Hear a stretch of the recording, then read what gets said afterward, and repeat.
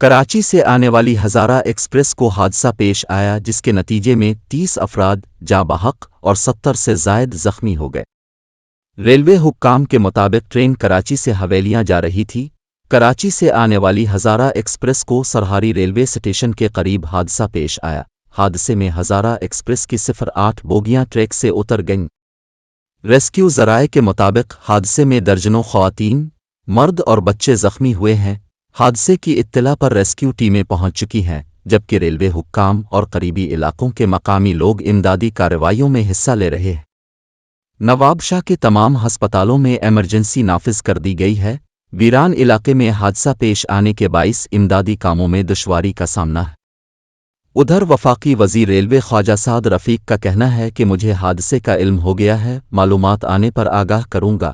ابھی تک متعدد اموات کی خبر آئی ہے، پہلے ریلیف کا کام ہوگا پھر تحقیقات ہوگی۔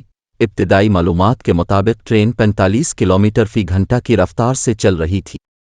انہوں نے مزید کہا کہ اس وقت ہمارا پورا سسٹم کام کر رہا ہے۔ نواب شاہ کے ہسپتالوں میں ایمرجنسی نافذ کر دی ہے، ابھی ابتدائی اطلاعات ہیں، مصدقہ اطلاعات آنا باقی ہیں۔ ہماری پہلی ترجیح کراچی سے روہری سیکشن ہے، پھر ہم روہری سے پشاور تک آئیں گے۔ ٹریک کا وہ حصہ جو سیلاب سے ہٹ ہوا وہ سردرد بن چکا ہے۔ ابھی صبح ہی سوچ رہا تھا 3 دن رہ گئے ہیں، کوئی حادثہ نہ ہو جائے۔